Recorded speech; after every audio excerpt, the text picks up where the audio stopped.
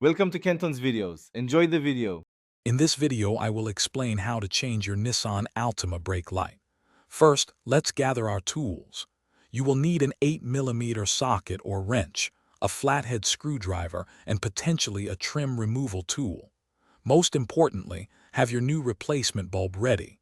A common type is the 7443 dual filament bulb. Having these items prepared will make the process much smoother. Next, we need to access the tail light assembly. Begin by opening your trunk. You'll see a fabric liner covering the back of the tail light. Locate the plastic clips holding this liner in place, usually 2 or 3 of them. Use a flathead screwdriver or a trim tool to gently pry out the center pin of each clip, then remove the entire clip. Once the clips are out, carefully peel back the trunk carpet to reveal the tail light's mounting points. With the liner pulled back, you will see 2 8mm nuts holding the tail light assembly. Use your socket wrench to remove these nuts and keep them safe. Now, carefully pull the entire tail light assembly straight backward from the car.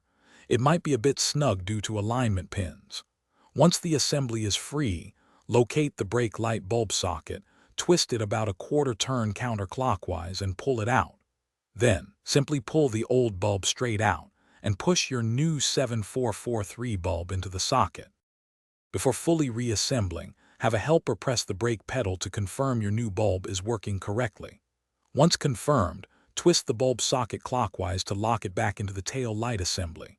Carefully align the tail light assembly with the body of your vehicle, ensuring it sits flush, then push it firmly into place.